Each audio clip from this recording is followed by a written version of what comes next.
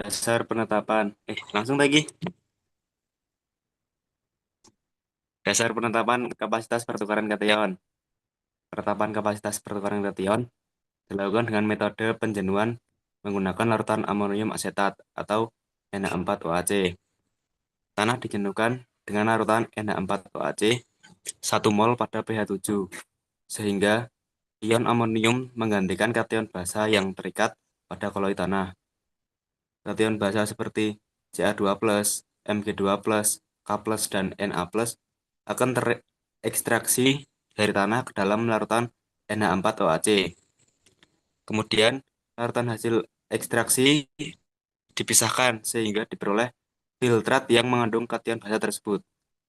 Filtrat selanjutnya dianalisis menggunakan flame photometer untuk menentukan kadar kation basa yang terekstraksi. Hasil analisis tersebut digunakan untuk menghitung dan menentukan nilai kapasitas pertukaran kation tanah.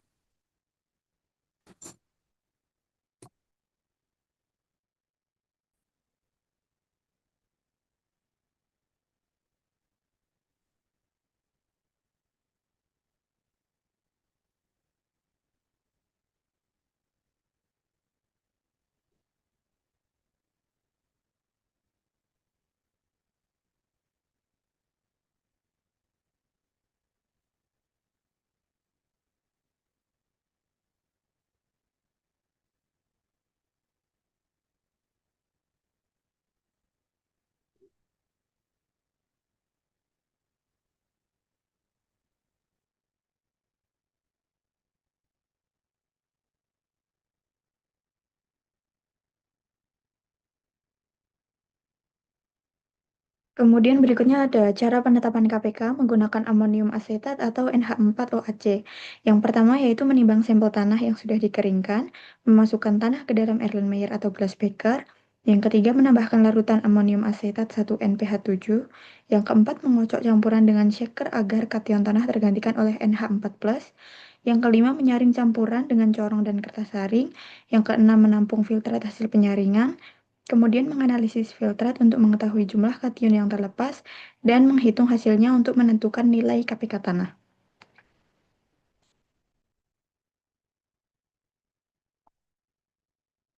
Next.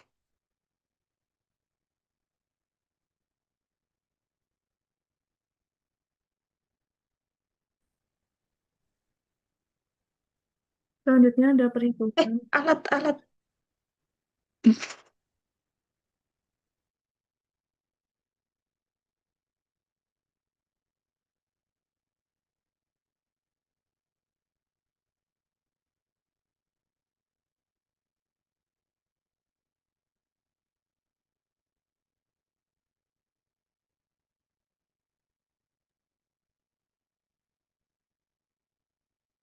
Selanjutnya ada perhitungan. Di sini kami mengambil dari salah satu jurnal untuk menentukan KPK-nya.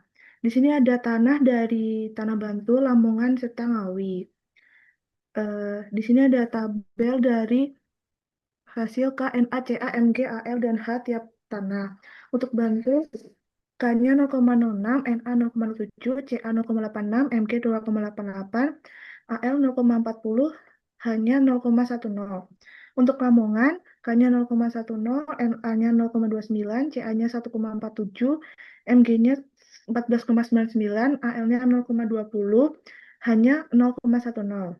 Selanjutnya ada Tanah Ngawi, yaitu K-nya 0,14, NA-nya 0,02, CA-nya 1,31, MG-nya 13,15, AL-nya 0,20, hanya 0,00. Setelah itu ada rumus dari KPK yaitu CA plus MG plus K plus NA plus AL plus H. Untuk Tanah Bantul, perhitungan KPK-nya didapatkan hasil 4,37 cmol per kilogram. Untuk Tanah Lamongan didapatkan hasil KPK-nya 17,15 cmol per kilogram. Selanjutnya ada Tanah Ngawi, untuk hasil KPK-nya 14,82 cmol per kilogram. Untuk kesimpulannya dari ketiga tanah tersebut, yaitu tanah dengan kandungan liat lebih tinggi memiliki kapasitas absorpsi logam berat yang lebih besar. Hal ini terlihat pada tanah Lamongan dan Ngawi yang memiliki nilai KPK lebih tinggi dibandingkan tanah Bantul. sehingga kemampuan menjerap logam beratnya juga lebih besar.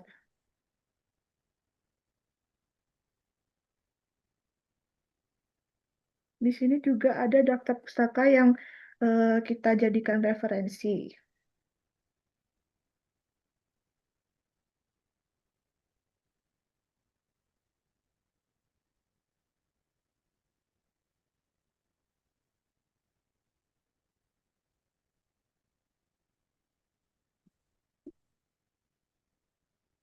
Untuk fungsi-fungsi alat yang digunakan dalam penetapan KPK, yang pertama ada neraca analitik, itu berfungsi untuk menimbang sampel tanah secara teliti, bahkan bisa sampai eh, miligram.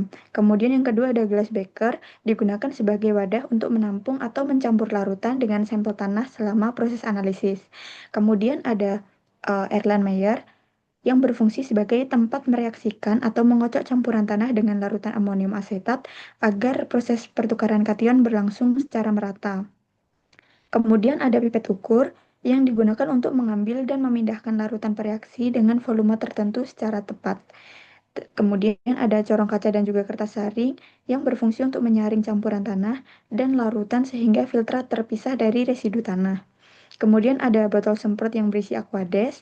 Itu digunakan untuk membilas alat atau mencuci residu tanah agar sisa larutan reaksi dapat terambil dengan sempurna.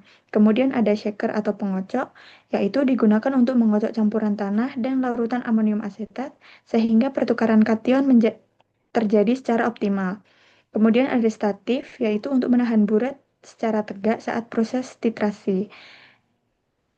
Yang terakhir ada buret yang digunakan untuk meneteskan larutan secara perlahan dengan volume yang sangat teliti saat proses titrasi dalam penentuan jumlah ion yang berkaitan dengan kapasitas pertukaran kation.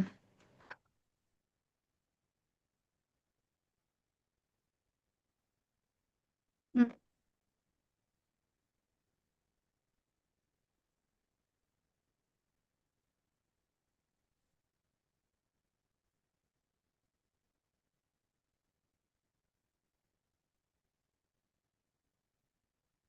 Waalaikumsalam.